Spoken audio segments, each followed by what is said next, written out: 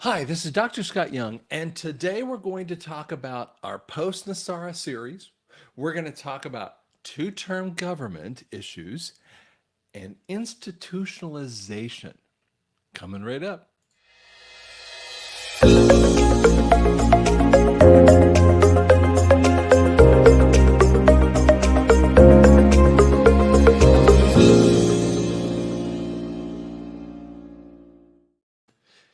So I'm going to be showing you something on the screen here in just a half a second, but it'll give you some interesting ways of communicating with us. So I'm going to show you some ideas out there. Now, we are going to be building a bunch of these kinds of videos in the Post-NESARA.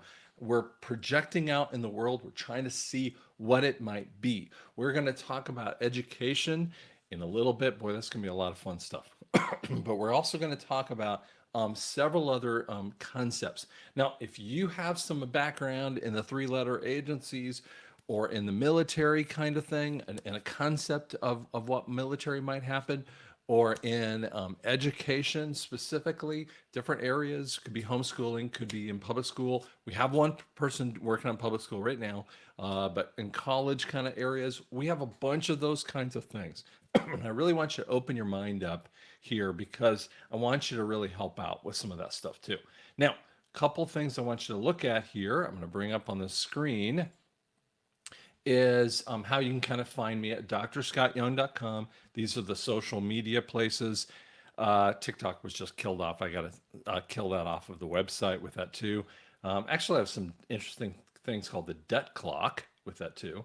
And down here below is something that I borrowed from a guy named John B. Wells. Has a really kind of cool thing about speaking in different types of settings with this too. So basically what would happen is that you would add information in there about invite, wanting to be a part of the topic.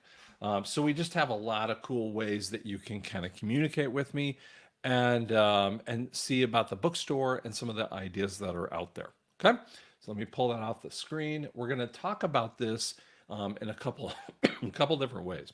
And I just want you to see this because when you see this, first off, Congress wasn't meant to be a retirement home.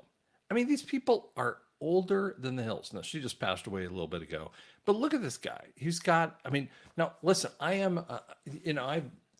Wouldn't call myself a gerontologist in audiology, but most audiologists deal with the older populations, and this is the population I see all the time.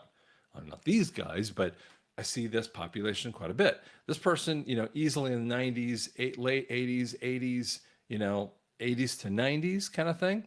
Now, when you are in that kind of phase, your body normally doesn't have the elasticity in the face. That's why you see some of that kind of stuff.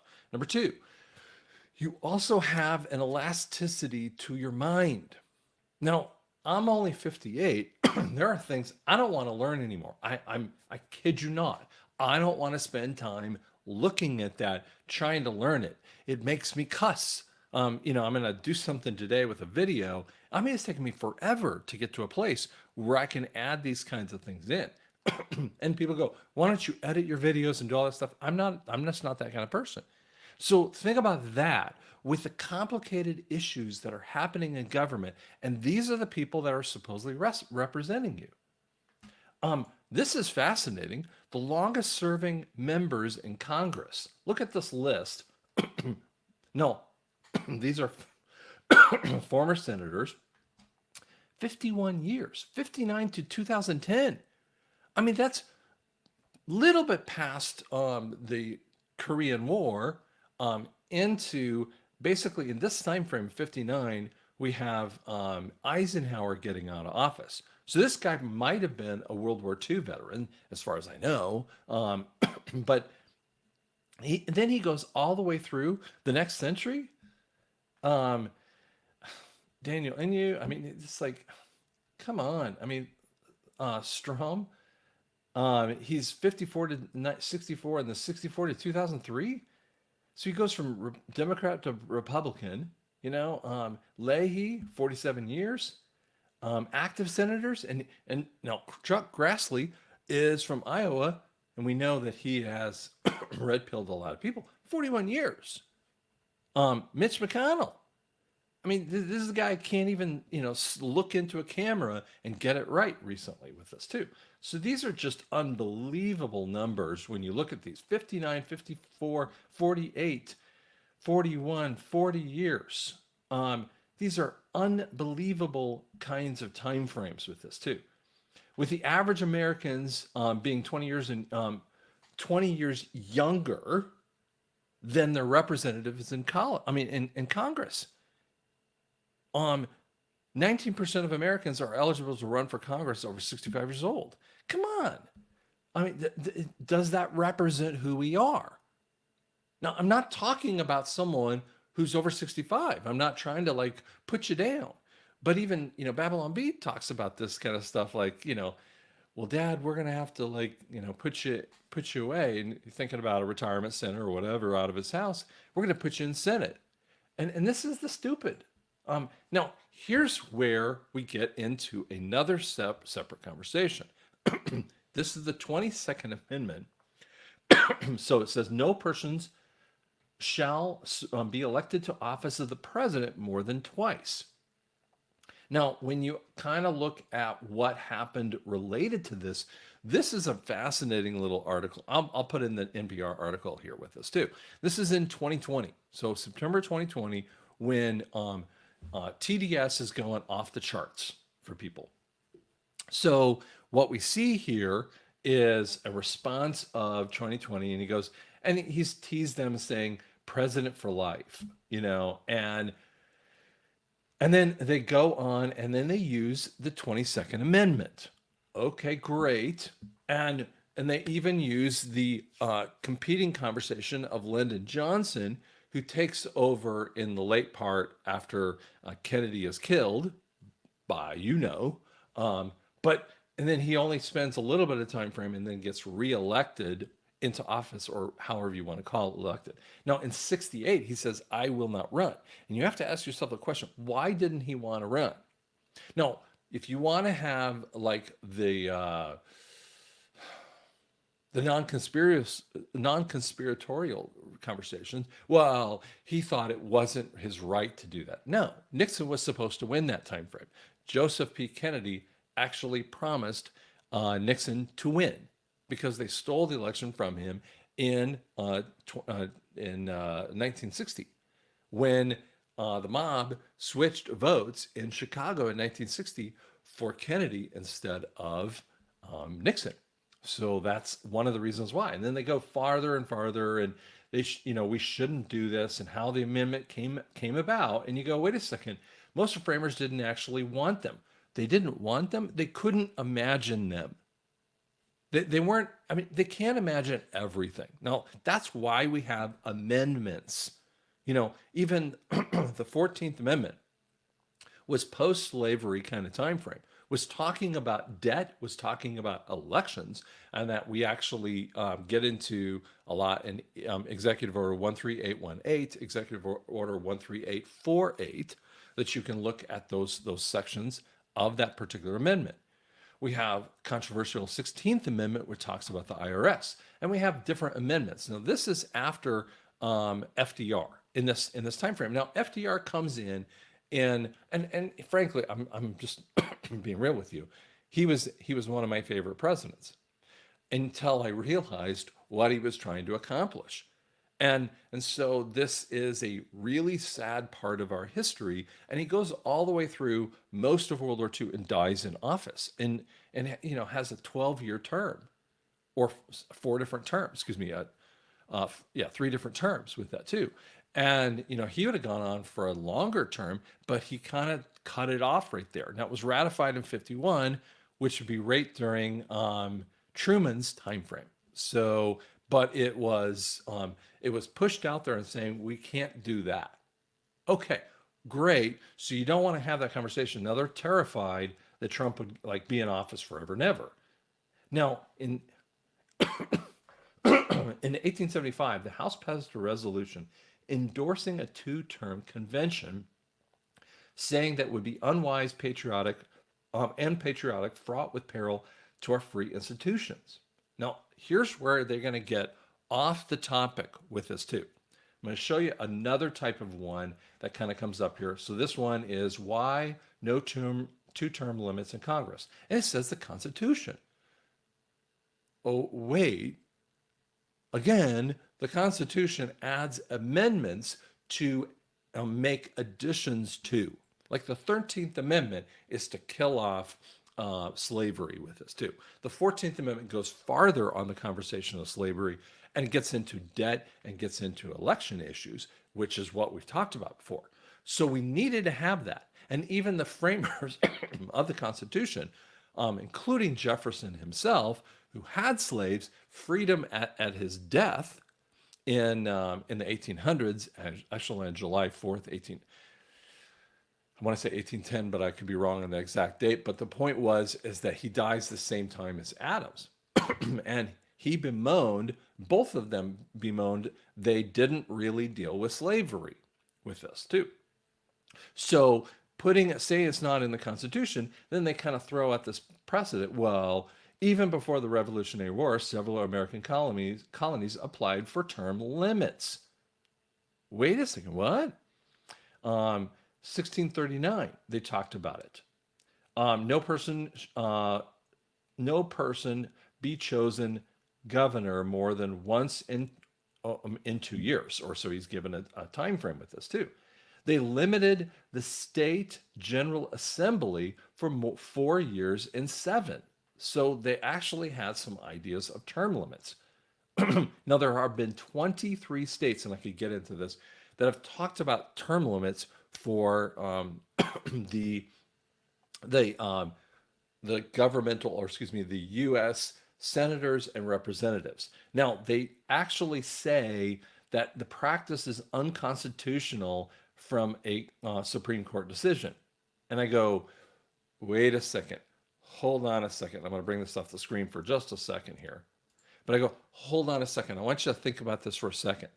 If the president should be only a two-term situation, and this is from the 90s to 95, and they're talking about, but Congress and Senate should not be a two-term thing. I go, where's the double standard? Why is this double standard occurring? It's because inside of Senate and Congress are the real evidences of power.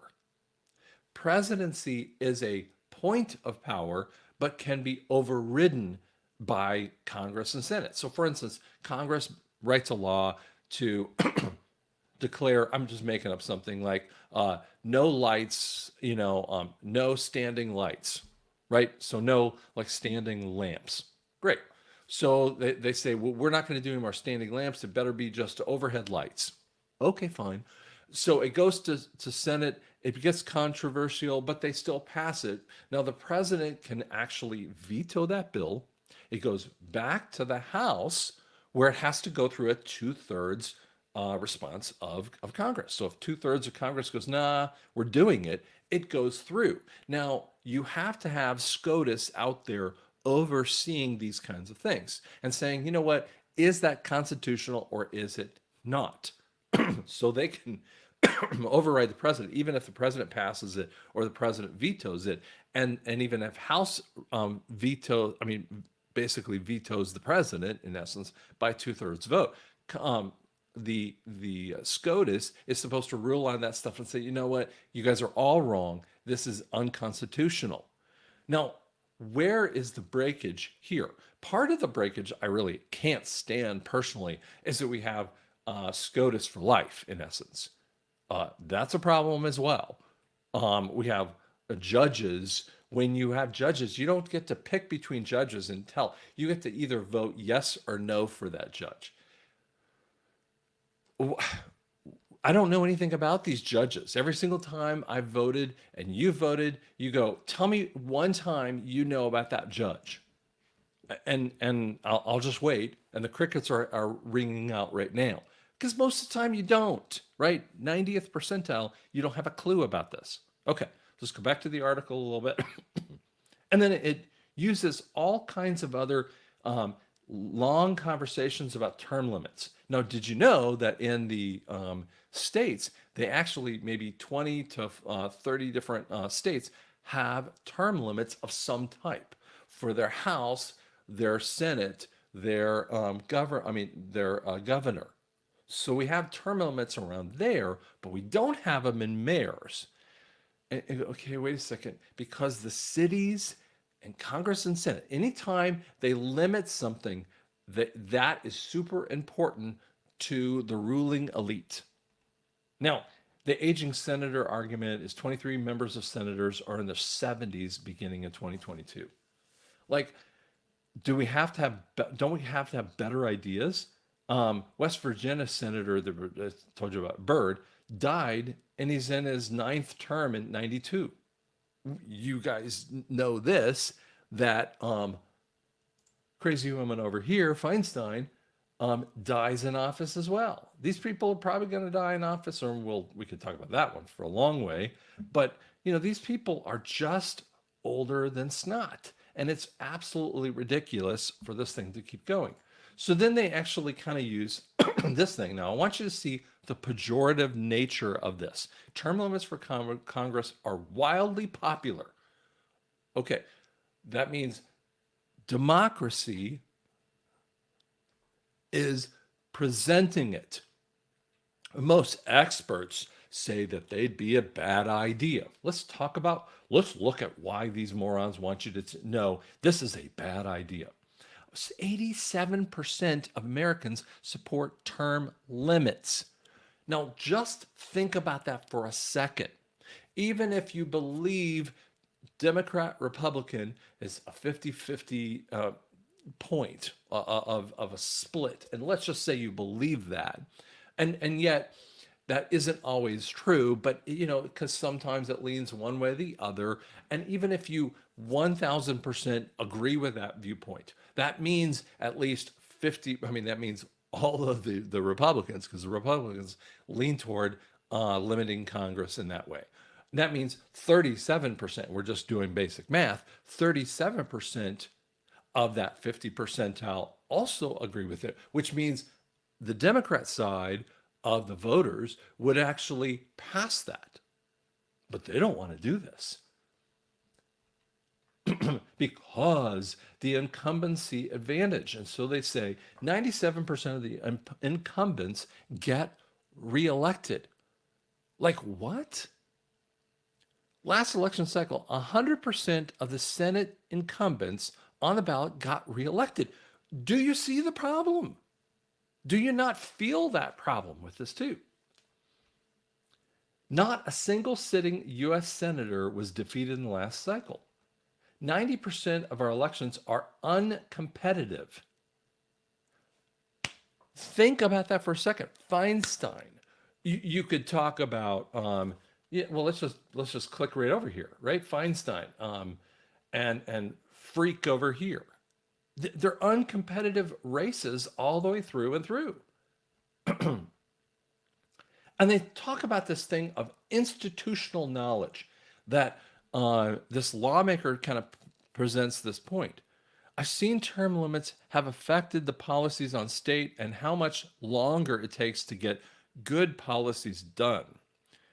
I'm going into my next election, which will be for my senior year. And these 6 years in the Florida House have gone by so fast, I really can't count it, basically. So they're talking about this overall idea. But when someone says you should have term limits, you effectively are cutting off their incentive to invest in how to do their job. Oh my God! Like, you can't do your job in that time frame? It sucks to be you then. That's my point back to you. And so the power of special interest. Some academics have found evidence that term limits give these special interests more influence. What? Oh, because if you're not, you can deflect those idiots. Basically, this says you can deflect any of those special interests. But if you come in as this junior congressman, no idea what's going on, you'll be affected by that. Oh, that's just, and we see this all the time. This is just horrid conversations of this whole nature. There's actually University of Chicago Center for Effective Government. So that now we have a democracy reform primer series, right? So it talks about limits here and the promise of reform. Too many of our incumbents are incompetent, corrupt, ideologically extreme, or out of touch. Yet the vast majority of the incumbents are regularly reelected. So that's the basic point. Now ask yourself, now here's what their answer back to the statement is. Ask yourself, would a company be better or worse off if it was forced to fire its successful CEOs at the end of the year? If you suck, you get fired. And the reality is, we're going to get into this in just a half a sec, but this institutional nature comes up. Term limits take away the option for voters that have previously selected, and they've reduced the incentive for incumbents to work hard to please the voters. No, you'd work hard because you know your hiney is out on the grass with this too. This is how they think of it about this. Term limit governors, tax spending, they spend more than those elected to eligible to run for another term. No, that isn't even possibly the truth. See, this is the loading statements that they try to push out. And see, this is a think tank that gets governmental funding. University of Chicago is a public university, so it gets government funding to put on this crap show with this too. We have term limit conversations, and they can't even say it correctly. So the history of term limits in the Constitution, it wasn't even there. Well, obviously the 22nd Amendment comes in because FDR's record-breaking run elected term of office 4 straight terms in a row. Term limits have come around in federal office, but doesn't stipulate any time for terms for that. And the state offices actually have huge amounts of limits on different kinds of areas. Now, some states don't have them at all. Very interesting, kind of those states. And so they say, 95% get into the next term. And the arguments against is that term limits exist to arbitrarily kick out. Again, think of that terminology. Arbitrarily kick out a guy. No, when real voters go to the booth, they're going to go, you didn't represent me. And if you don't represent me, I don't want anything to do with you. But that's how stupid they think you are. Now, I want to throw you a couple ideas because this is one of the areas that we don't ever get into. Institutionalization. And created and controlled by an established organization. Do you understand what that just said? Created and controlled by an established constitution. Institutional housing, institutional religion, common accepted part of our system. Just see how they frame this sucker, right? Politics landscape is inevitable and favors deep-pocketed and institutional politicians. Now, then they use, this is a dictionary definition. Stalin's system proved unable to survive without him, despite having institutional ruling power. This dictionary puts an equal line or a connective line between institutionalization and Stalin, which is communism, which is exactly what they want, what they don't want you to know. The concept of institutionalization is, and this happens when you have someone who's been in the federal penitentiary systems, who I've actually dealt with. We started getting a contract and helping out these patients who would come into our office. And it was very, very interesting because they come in 5-point harness shackle, and they could barely touch their ears because the shackle's pulling on from their legs with this too. It's a very interesting kind of group. Now, this would only be minimum and to medium security risks. So we couldn't see the really hardened one who are in, the deep levels of that.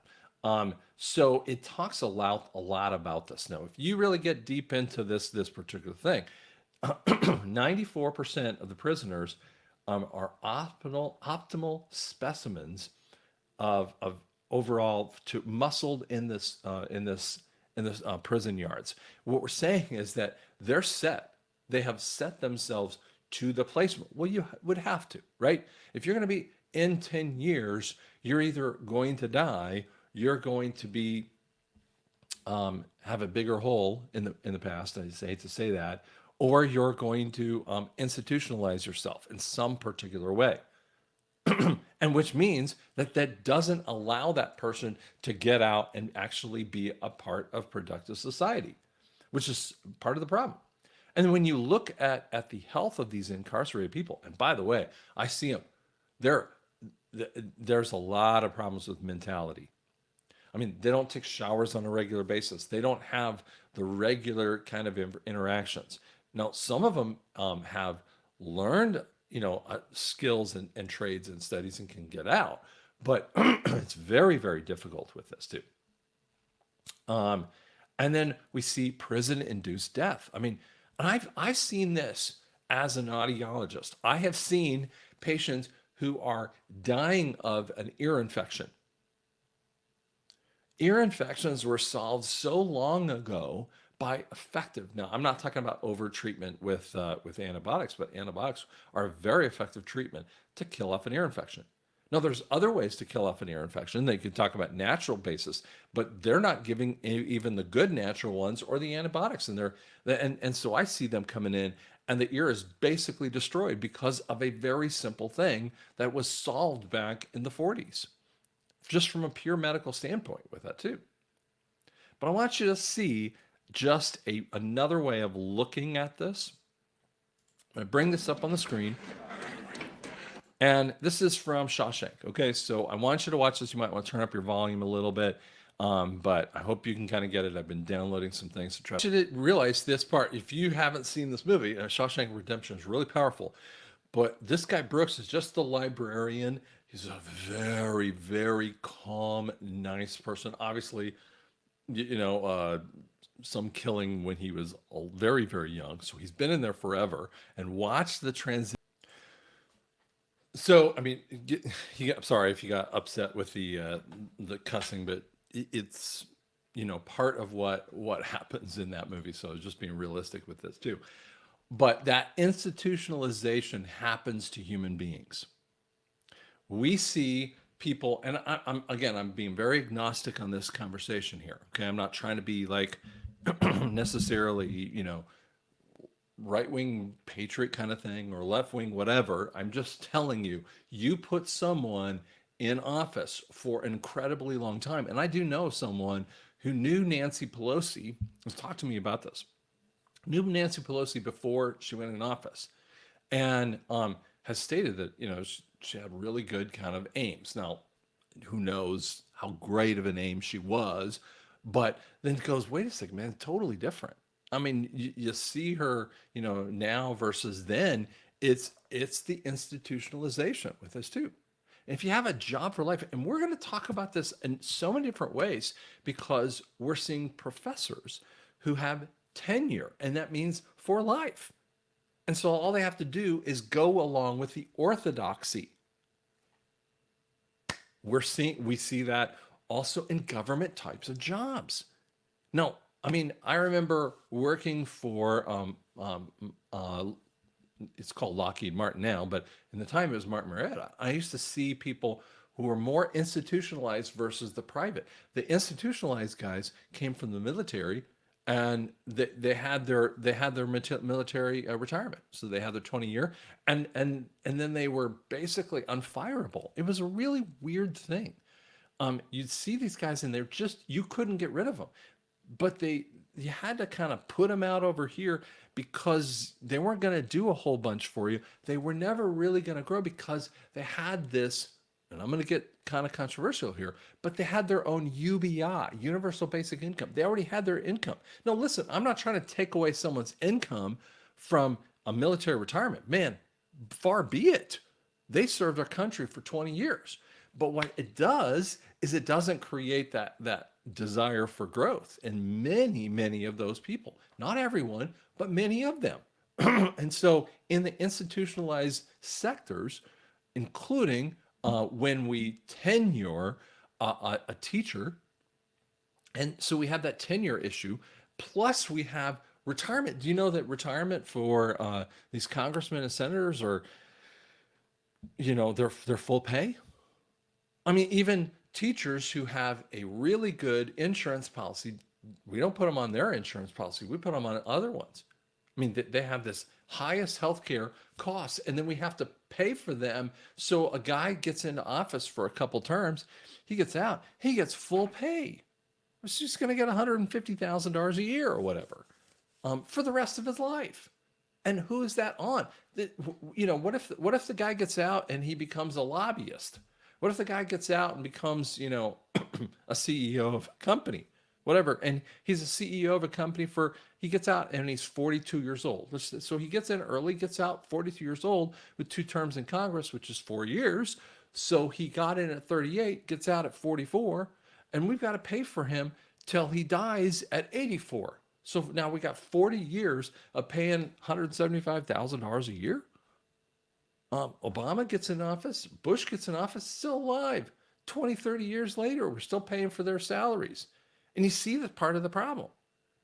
It's because this institutionalization is part of how the elite want it.